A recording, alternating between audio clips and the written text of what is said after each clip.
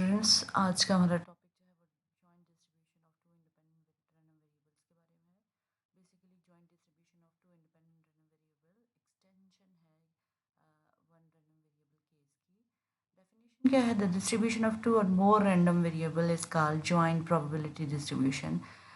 यहाँ भी आपको इस डेफिनेशन को एक्सप्लेन करूँ तो वो कुछ यूँ है कि आपके पास दो या दो से ज़्यादा इंडिपेंडेंट रैंडम वेरिएबल्स की जब को जब टेबल की फॉर्म में according to their joint probabilities arrange किया जाएगा तो उसे हम जॉइंट पीडीएफ ऑफ टू और more than two independent variables कहा कहते हैं। ठीक है जी। रैंडम वेरिएबल्स आपके पास क्या है? रैंडम वेरिएबल्स आपके पास सिंगल केस भी हो सकता है, टू भी हो सकते हैं, थ्री भी हो सकते हैं और ग्रेटर देन थ्री भी हो सकते हैं। आपके पास जब भी रैंडम वेरिएबल आपके पास वन रैंडम वेरिएबल होगा तो उसकी प्रोबेबिलिटी डिस्ट्रीब्यूशन जो है वो यूनिवेरिएट प्रोबेबिलिटी डिस्ट्रीब्यूशन होती है। जब आपके पास इंडिपेंडेंट रैंडम वेरिएबल जो है का केस टू हो, यानी आपके पास कोई एक इंडिपेंडेंट रैंडम वेरिएबल एक्स है और दूसरा वाई है, तो उसकी प्रोबेबिलिटी डिस्ट्रीब्यूशन को हम बाइवेरिएट प्रोबेबिलिटी डिस्ट्रीब्यूशन कहते हैं। इसी तरीके से अगर आपके पास तीन रैंडम वेरिएबल्स हों एक्स वाई एंड जी, तो फिर हम उसको ट्राई वेरिएट प्रोबेबिलिटी डिस्ट्रीब्यूशन कहेंगे। ठीक है। और अगर आपके पास greater than three random variables हों तो उस डिस्ट्रीब्यूशन को यानी probability distribution more than three random variables को हम मल्टी वेरिएट प्रोबेबिलिटी डिस्ट्रीब्यूशन कहेंगे। ठीक है जी। अब हम देख लेते हैं हमारे पास जो फर्स्ट, क्योंकि हम लोग डिस्कस कर चुके हैं यूनिवेरिएट प्रोबेबिलिटी डिस्ट्रीब्यूशन को पिछले जो प्रीवियस लेक्चर्स हैं उनमें, तो आज हम जो है टू रैंडम वेरिएबल्स की प्रोबेबिलिटी डिस्ट्रीब्यूशन क्या है उसको डिस्कस करेंगे। इसे बाइवेरिएट प्रोबेबिलिटी डिस्ट्रीब्यूशन कहा जाता है। So what is the definition of bivariate probability distribution? If all the values of two random variables along with their probabilities are presented in a tabular form, then it is known as bivariate probability distribution. अब बेटे ये क्या कहा गया, इसे explain करती हूँ आपके सामने। आपके पास बेटा दो वेरिएबल हैं, x variable along with their values and y variable along with their values, and these are the joint probabilities. यानी ये जो आपके पास प्रोबेबिलिटी है P of X one Y one, ये जॉइंट प्रोबेबिलिटी है वेरिएबल एक्स वन की और वेरिएबल वाई वन की। ठीक है। इसी तरीके से ये जो सेकंड सेल में आपको प्रोबेबिलिटी नज़र आ रही है, ये जॉइंट प्रोबेबिलिटी है एक्स वन की और वाई टू वेरिएबल की। इसी तरीके से अगर यहाँ पे ये वाई जे वेरिएबल हो और यहाँ ये एक्स जे वेरिएबल हो, तो ये हमारे पास probability of x I and Y J की प्रोबेबिलिटी।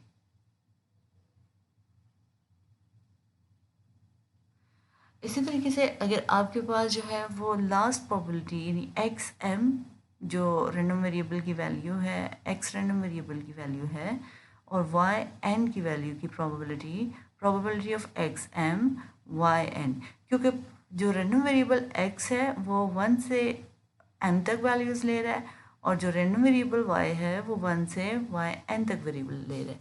यहाँ भी ये देखिएगा कि ये आपके पास पी ऑफ एक्स लिखा हुआ है और ये आपके पास पी ऑफ वाई लिखा हुआ है। बेटा ये तमाम की तमाम जो है ये प्रोबेबिलिटीज़ हैं, जॉइंट प्रोबेबिलिटीज़। ठीक है। लेकिन अगर आप यूँ रो वाइज इसमें देखें तो एक्स वन यहाँ पे आपके पास एक्स वन कॉन्स्टेंट और वाई वेरी कर रहा है। सो जब आप सम करेंगी तो ये प्रोबेबिलिटी ऑफ एक्स वन आएगी। इसी तरीके से अगर आप सेकंड रो को देखें तो एक्स टू जो है उसके साथ वाई वेरिएबल वेरी कर रहा है, उसको सम करेंगे तो आपके पास प्रोबेबिलिटी ऑफ एक्स टू आएगी। इसी तरीके से आप कॉलम वाइज देख लें, यहाँ पे X one X two up to X M vary कर रहा है, लेकिन वाई वन जो है वो कांस्टेंट है। जब हम सम करेंगे तो ये हमारे पास प्रोबेबिलिटी वाई वन की देगी। तो ये याद रखिएगा, ये जॉइंट प्रोबेबिलिटी है सबकी, और ये जो आपके पास सम आ चुके हैं row wise and column wise, ये मार्जिनल प्रोबेबिलिटीज़ हैं। ठीक है जी। चलें, अब ये मार्जिनल प्रोबेबिलिटी आपको जैसे कि मैंने बता दिया, probability form bivariate from bivariate probability distribution we can obtain marginal यानी यूनिवेरिएट प्रोबेबिलिटी। ठीक है। सो ये जो आपसे मैंने डिस्कस भी किया कि प्रोबेबिलिटी ऑफ वाई वन, तो ये डिस्ट्रीब्यूशन कुछ यूँ होगी, एक्स वन के लिए प्रोबेबिलिटी ऑफ x1, x2 के लिए प्रोबेबिलिटी ऑफ x2, और इसी तरीके से up to so on probability of xm के लिए probability of xm, variable xm के लिए प्रोबेबिलिटी ऑफ xm, और सम करेंगे तो ये 1 के इक्वलेंट है। वाई वेरिएबल की भी हम देख लेते हैं कि हमारे पास क्या है, यूनिवेरिएट प्रोबेबिलिटी डिस्ट्रीब्यूशन। बेटे y1 की जो वैल्यू होगी उसके against probability of y1, y2 की वैल्यू के अगेंस्ट प्रोबेबिलिटी ऑफ y2, और जब भी ये तब वेरिएट प्रोबेबिलिटी डिस्ट्रीब्यूशन है अगर इसका सम किया जाएगा और वो 1 के इक्वलेंट आएगी। यहाँ पे देख लें सम जो है वो आपके पास क्या होगा, 1 के इक्वलेंट होगा। ठीक है जी, चलें नेक्स्ट हम बाइवेरिएट प्रोबेबिलिटी फंक्शन क्या होता है। तो हमने डिस्ट्रीब्यूशन को देख लिया कैसे होती है, लेकिन अब हम फंक्शन की बात करते हैं कि हमारे पास फंक्शन क्या है आपके पास। Bivariate probability function जो है, if all the possible values of two random variables and their associated probabilities are shown by a formula, then it is known as the bivariate probability function. PTF इसको probability density function कहा जाएगा। आपके पास discrete के case में हम previous में discuss कर चुके हैं, उसे P of x यूनिवेरिएट की केस में किया जाता है, और बाइवेरिएट की केस में xi into yj लिखा जाएगा, और कॉन्टीन्यूस के केस में ये f of x I Y J लिखा जाएगा। ठीक है, for all X I's and Y J value. उसके बाद जी हमारे पास यहाँ तक आपको समझ आ चुकी है। अब हम देखते हैं independence of two random variables क्या होता है। यानी आपके पास एक्स वेरिएबल है, वाई वेरिएबल है, तो हम कैसे कह सकते हैं कि ये दोनों इंडिपेंडेंट वेरिएबल्स हैं। ठीक है, तो हमेशा याद रखिएगा जब भी आपके पास ये देखें, ये जॉइंट पीडीएफ जो है, अगर आप उसको स्प्लिट करके इंडिपेंडेंट प्रोडक्ट ऑफ इंडिपेंडेंट यानी मार्जिनल प्रोबेबिलिटीज़ की फॉर्म में लिख सकती हैं, ये तो उसे हम क्या कहेंगे कि ये एक्स आई एंड वाई यानी एक्स आई की values function of x I, PDF of x I, PDF of Y I की फॉर्म में, ये इंडिपेंडेंट ये कॉन्टिन्यूस का केस लिखा। इसी तरीके से अगर आप डिस्क्रीट केस लेंगी तो P of x I Y j जो है वो P of x i into P of y j के इक्वलेंट हो, तो two x I and y, two random variables x and Y are statistically independent if and only if we can write the joint function in the form of product of marginal. So ये हमारे पास बेटा case है, ये हमारे पास जो है situation है कि हम इससे independence of random variable, two random variables check करेंगे। ठीक है, अब यहाँ पे आपको बाइवेरिएट जॉइंट प्रोबेबिलिटी डिस्ट्रीब्यूशन का पता चला, सिंगल के लिए क्या होती है, टू के लिए क्या होगी, ट्राई के लिए क्या होगी, और मोर देन 3 के लिए क्या होगी। फिर हमने पीडीएफ डिस्कस किया बाइवेरिएट का। इंडिपेंडेंस के बारे में भी आपको पता चल चुका है कि आप जॉइंट को अगर मार्जिनल प्रोडक्ट ऑफ मार्जिनल की फॉर्म में लिखें तो वो हमारे पास ये शो करता है कि जो वेरिएबल्स हैं जिनकी जॉइंट पीडीएफ है वो वेरिएबल्स आपस में इंडिपेंडेंट वेरिएबल्स हैं। ठीक है, चलो जी नेक्स्ट हमारे पास टॉपिक है mathematical expectation of two random variables. हमने सिंगल रैंडम वेरिएबल का केस किया कि मैथमेटिकल एक्सपेक्टेशन कैसे फाइंड आउट की जाएगी। अब हम बाय का केस करेंगे। सो इफ़ आपके पास एक्स एंड वाई जो है वो टू इंडिपेंडेंट रैंडम वेरिएबल्स हों, देन हम expected value of x plus minus Y कैसे फाइंड आउट करेंगे। बाय डेफिनेशन हमारे पास एक्सपेक्टेशन क्या होती है, हमारे पास होती है जी, अगर सिंगल का केस हम देखें तो हमारे पास होती है expected value of x is equal to discrete के केस में sum of x into P of x, और कॉन्टीन्यूस के केस में हम करते हैं integration over the range x into f of x t of x. ठीक है, तो यहाँ पे अब दो रैंडम वेरिएबल्स हैं तो हम एक्सपेक्टेशन को देखेंगे कि हमारे पास डबल समेशन है। क्यों?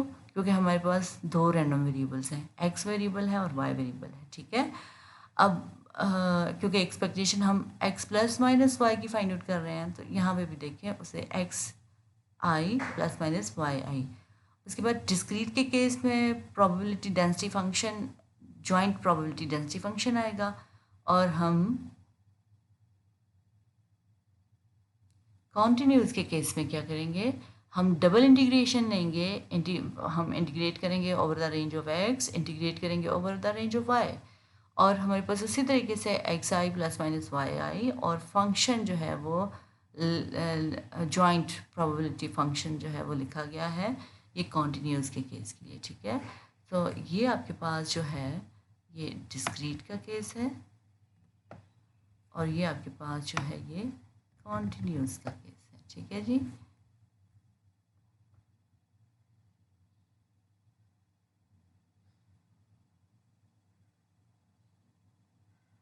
अब हम देखते हैं जी properties of mathematical expectation of two random. Properties क्या है? अब एक्सपेक्टेशन की तो आपको समझ आ गई कि डबल समेशन होगा in case of discrete case, and double integration होगी इन केस ऑफ कॉन्टिन्यूस। अब प्रॉपर्टीज़ क्या है जी? प्रॉपर्टीज़ देखें, expected value of x plus minus Y, दो रैंडम वेरिएबल हैं, अगर उनको प्लस किया जाए या उनको सब्ट्रैक्ट किया जाए तो वो हमेशा expected value of x plus minus expected value of Y के इक्वलेंट होंगे। लेकिन यहाँ पे भी ये बात याद रखने की है, एक्स एंड वाई दोनों क्या हैं, वो इंडिपेंडेंट रैंडम वेरिएबल हैं, ठीक है जी। अब देखें जी expected value of x plus y, हम डेफिनेशन देख लेते हैं। हमारे पास double summation into x i plus minus y j into probability density function. तो हम क्या करेंगे, हम प्रोबेबिलिटी डेंसिटी फंक्शन को मल्टीप्लाई करेंगे इस x i plus minus y j के साथ। जब हम इसे मल्टीप्लाई करते हैं तो देखिए x i into probability of x i j y j plus minus y j into probability of x I Y j, ठीक है। अब हम क्या करेंगे जी, इस पर डबल समेशन को अप्लाई कर देंगे। जब हम इसको डबल समेशन को अप्लाई करेंगे तो आप ज़रा देखें कि ये आपके पास जो है वो फॉर्म बन जाती है। ये हमारे पास दो पार्ट्स हैं, मैंने इनको स्प्लिट कर दिया, first part plus minus second part में। तो हम फर्स्ट पार्ट को पहले देख लेते हैं। जब हम फर्स्ट पार्ट को देखते हैं तो हमारे पास double summation x i into probability joint probability of x I Y j. बेटा क्योंकि x I and Y j आपस में इंडिपेंडेंट वेरिएबल्स हैं, तो जब इंडिपेंडेंट वेरिएबल्स के जॉइंट पीडीएफ को हम लिख सकते हैं P of x i into P of y j. थोड़ी देर पहले इंडिपेंडेंस की को डिस्कस किया है हमने, तो हम उसको इस फॉर्म में लिख देंगे। अब सम जो है वो एक्स आई का एक्स आई के साथ और वाई जे के लिए जो सम है वो वाई जे के साथ लिखेंगे।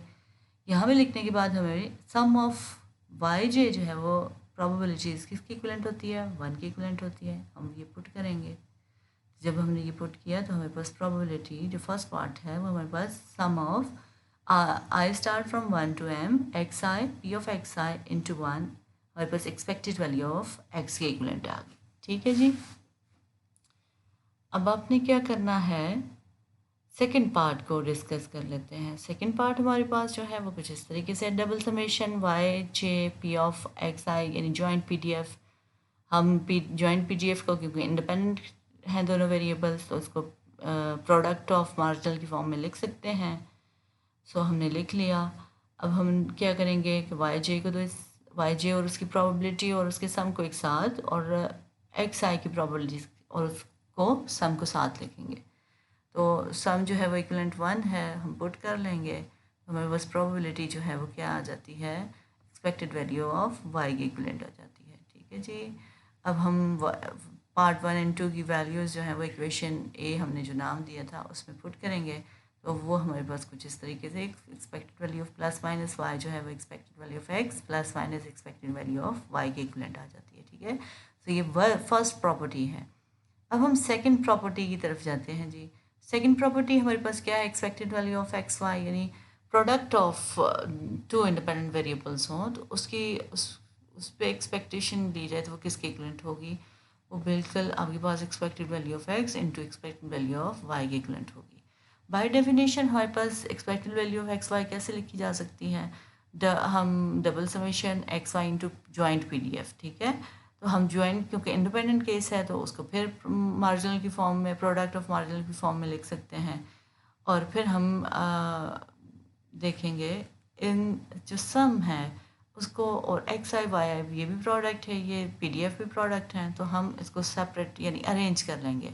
एक्स आई को पी ऑफ एक्स आई के साथ और सम के साथ उसका सम साथ लिखेंगे into sum of yj into probability of yj. तो ये अगर डेफिनेशन अगर देखें, sum into x i into P of x i expectation of x के इक्वलेंट होती है, sum y j into P of y j is expectation of Y के। दोनों को जब हम वैल्यू डालते हैं तो ये expected value of x Y is equal to expected value of x into expected value of Y के इक्वलेंट आती है। ठीक है जी, तो बहुत इंपॉर्टेंट प्रॉपर्टीज थी। एग्जाम्पल एक चेक कर लेते हैं बेटा कि एग्जाम्पल से आपको बहुत अच्छी तरीके से समझ आएगी मैथमेटिकली हम इसको कैसे करेंगे। ठीक है, तो एग्जाम्पल हमारे पास ये है, X and Y are two discrete random variables with joint PDF. ये एक्स वेरिएबल है बेटा 2 और 4 वैल्यूज़ के साथ, ये वाई वेरिएबल है 1, 3 एंड 5 वैल्यूज़ के साथ, और आपके पास ये 0.10 जो है वो जॉइंट प्रोबेबिलिटी है वेरिएबल जब एक्स 2 के इक्वलेंट हो और वाई 1 के इक्वलेंट हो। ठीक है, सो हमने कंप्यूट क्या करना है, फाइंड क्या करना है, हमने expected value of X find out करनी है, एक्सपेक्टेड वैल्यू ऑफ वाई करनी है, expected value X plus Y, expected value of 2x minus 3y और expected value of x Y कैसे फाइंड आउट की जाएगी। ये तमाम चीज़ें हम ये फाइंड आउट करेंगे। सो कैसे फाइंड आउट करेंगे देख लेते हैं हम। सो फर्स्ट जो काम हमने सोल्यूशन को देखें जी, सोल्यूशन की तरफ आते हैं। हमने जॉइंट पीडीएफ जो था उसके सम फाइंड आउट कर लिए, रो वाइज सम भी फाइंड आउट किए और कॉलम वाइज भी सम फाइंड आउट किए और देखा कि वो 1 के इक्वलेंट ही आते हैं। जो एक्सपेक्टेड वैल्यू ऑफ एक्स जो है वो बाय डेफिनेशन हमारे पास क्या होती है, sum of x into P of x. अब ये सम इसीलिए हमने फाइंड आउट किए थे। अब देखें, एक्स वेरिएबल 2 एंड 4 है, उसकी प्रोबेबिलिटीज़ हमने फाइंड आउट की 0.40 और 0.60 के इक्वलेंट है। ठीक है, रो वाइज प्रॉब्लम अगर आपने इस फॉर्म में लिखा हुआ है और लिखा जाता भी इसी फॉर्म में है दो वेरिएबल्स को, तो ये एक्स को की वैल्यूज़ को शो करता है और इसके अगेंस्ट जो सम आएंगे वो इसकी मार्जिनल प्रोबेबिलिटीज़ को शो करते हैं। ठीक है जी, इसी तरीके से जो ये वाई वेरिएबल कॉलम वाइज जो है वो वाई वेरिएबल है और कॉलम वाइज जो सम आपके पास आएगा वो वाई वेरिएबल की प्रोबेबिलिटीज़ के इक्वल होता है। ठीक है, अब देखते हैं एक्सपेक्टेड वैल्यू ऑफ एक्स जो है वो उसमें हम वैल्यूज पुट करेंगे 2 इंटू 0.40, ये 2 है बच्चे और ये इसकी प्रोबेबिलिटी जो है वो 0.40, फिर प्लस 4 इंटू उसकी प्रोबेबिलिटी 0.60, तो ये 3.2 के इक्वलेंट आता है। ठीक है, एक्सपेक्टेड वैल्यू ऑफ वाई को देखेंगे, sum of y into P of y, y आपके पास 135 है, उसकी प्रोबेबिलिटीज ये मैंने सम की 0.25, 0.50, 0.25। ठीक है,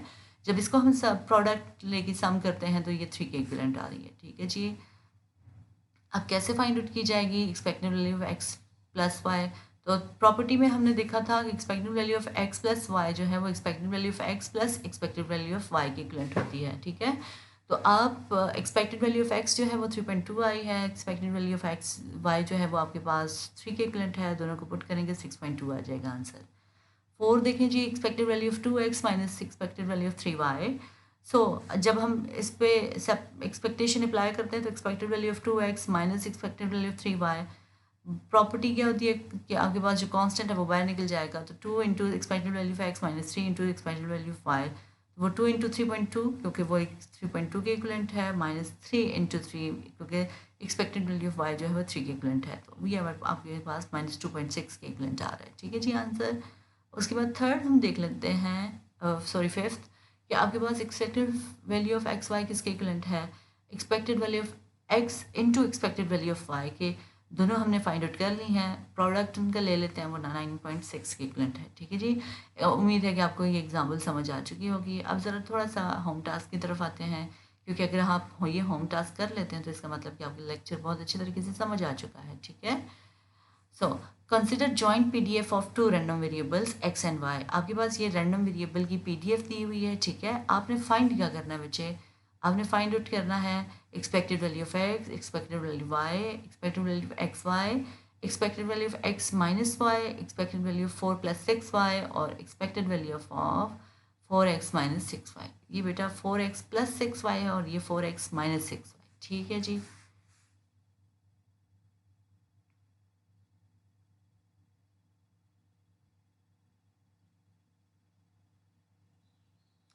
चलें अब हम डिस्कस कर लेते हैं कि इसका joint distribution of 2 independent random variable में हम वेरिएंस कैसे फाइंड आउट, यानी एक्सपेक्टेशन यूज़ करके हम वेरिएंस कैसे फाइंड आउट करेंगे। वेरिएंस कैसे फाइंड आउट किया जाता है, आपके पास variance of sum of two independent random variables, ठीक है। अगर वो इंडिपेंडेंट है तो कैसे होगा, और अगर नहीं है तो फिर कैसे होगा, ठीक है जी। By definition variance of x हमारे पास क्या होता है, expected value of x minus expected value of x का होल स्क्वायर इक्वलेंट होता है। अब बच्चे यहाँ पे x की जगह x प्लस वाई है, तो हम क्या करेंगे, x वेरिएबल की जगह x plus Y minus expected value of x की जगह x plus Y whole square, यानी उसी डेफिनेशन में हमने वेरिएबल को चेंज कर दिया, क्योंकि यहाँ पे वो सिंगल वेरिएबल था और यहाँ पे सम ऑफ टू वेरिएबल है, ठीक है। हम पुट कर लेते हैं x plus Y minus expectation को यहाँ अप्लाई करें तो expected value of x minus expected value of y whole square by अभी भी मौजूद है, ठीक है जी। हम इसको अरेंज कर लेंगे किस फॉर्म में, आपके पास जो है वो एक्सपेक्टेड वैल्यू ऑफ x जो है वो x के साथ आ जाएगी और y minus expected value y जो है वो y के साथ आ जाएगी। हमने इसको इस फॉर्म में अरेंज कर लिया, ठीक है जी। अब ये आपके पास क्या है, अगर आप इसको थोड़ा सा गौर से देखें तो ये बेटे कुछ इस तरीके से आपके पास, अगर मैं इसको a कहूँ plus y minus expected value of y को b कहूँ, तो ये कुछ a plus B whole square की फॉर्म ले रहा है, ठीक है। तो हम क्या करते हैं बेटा, हम इस फार्मूला को ओपन कर लेते हैं, x minus expected value of x whole square यानी a square plus y minus expected value y whole square यानी b square minus 2 into a into B, ठीक है जी। अब एक्सपेक्टेशन जो है इस पर अप्लाई करते हैं, जब हम एक्सपेक्टेशन इस पर अप्लाई करेंगे तो आपके पास देखें बाय डेफिनेशन के expected value of x minus expected value of x whole square जो है वो वेरिएंस ऑफ x की इक्वलेंट है, expected value of y minus expected value y whole square जो है वेरिएंस ऑफ y की इक्वलेंट है -2। अब एक्सपेक्टेशन जब यहाँ अप्लाई होगी तो ये कुछ, अगर आपको याद हो तो कोवेरिएंस पिछली प्रीवियस जो हमारे पास मैंने वीडियोस आपसे शेयर किए हैं सिंगल वेरिएबल की एक्सपेक्टेशन में, आपको कोवेरिएंस की डेफिनेशन भी बताई है। वहाँ पे expected value of product of x minus expected value of x into y minus expected value of y जो है वो कोवेरिएंस ऑफ x y की इक्वलेंट थी। सो हम इसको लिख लेते हैं जी, कोवेरिएंस ऑफ x y की इक्वलेंट है। यहाँ पे इम्पॉर्टेंट बात ये है, covariance in case of independent variable के केस में कोवेरिएंस ज़ीरो हो जाता है। सो जब ज़ीरो हो जाएगा तो हम क्या करेंगे, variance of x plus Y जो है वो variance of x plus variance y minus 2 into ये क्या हो जाएगा, ज़ीरो हो जाएगा, ठीक है। तो हम पुट करेंगे तो वो आपके पास variance of x plus variance of y के इक्वलेंट होगा। मीन्स कि जब आपके पास random variable x and y independent होंगे तो variance of x plus Y जो है वो variance of x plus variance of y के इक्वलेंट होगा। लेकिन अगर x एंड y इंडिपेंडेंट नहीं होते तो फिर आपके पास variance of x plus y is equal होगा variance of x plus variance of y minus 2 covariance of x and y, यानी इंडिपेंडेंटली x का वेरिएंस y का वेरिएंस माइनस 2 इंटू दोनों में कॉमन वेरिएंस जो है वो हम लेंगे, ठीक है जी। अब नेक्स्ट एग्जाम्पल इस पे कर लेते हैं, consider the PDF of two independent random variables. यहाँ पे देखें इंडिपेंडेंट रैंडम वेरिएबल्स कहा गया है, ठीक है, x और y क्या है, इंडिपेंडेंट रैंडम वेरिएबल्स। तो ये आपने हमेशा याद रखना है कि आपको इंडिपेंडेंट कहा गया है तो फिर आपके पास केस डिफरेंट हो जाता है। तो अब हमने फाइंड आउट करना है variance of x, variance of y और थर्ड जो है वो variance of x plus y. Solution की तरफ बढ़ते हैं जी। वेरिएंस ऑफ x किसके इक्वलेंट होता है, expected value of x square minus expected value of x whole square के इक्वलेंट होता है। एक्सपेक्टेड वैल्यू ऑफ x कैसे फाइंड आउट की जा सकती है, expected value sum of x into P of x के इक्वलेंट है। Expected value of x square कैसे फाइंड आउट की जाएगी, expected value of x square जो है वो sum of x square into P of x के इक्वलेंट है, ठीक है। जो बहुत इंपॉर्टेंट बात है वो ये कि हम इस टेबुलर फॉर्म की कॉलम वाइज सम भी ले लेते हैं और रो वाइज सम जो है प्रोबेबिलिटीज़ का ले लेते हैं और चेक कर लेते हैं कि वो सम जो है 1 के इक्वलेंट हो, ठीक है। एक्सपेक्टेड वैल्यू ऑफ x जो है फार्मूला में पुट करेंगे तो 0 इंटू 0.40 प्लस 1 इंटू 0.60 तो 0.60 के इक्वलेंट आ जाएगा। आपके पास sum of expected value of x square भी 0.60 के इक्वलेंट आ जाएगा, क्योंकि 0 का स्क्वायर भी 0 ही होता है और 1 का स्क्वायर भी 1 के इक्वलेंट ही होता है, ठीक है। फार्मूला में पुट करेंगे तो हमारे पास जो है वो 0.06 माइनस 0.06 होल स्क्वायर जो है वो 0.24 की इक्वलेंट है।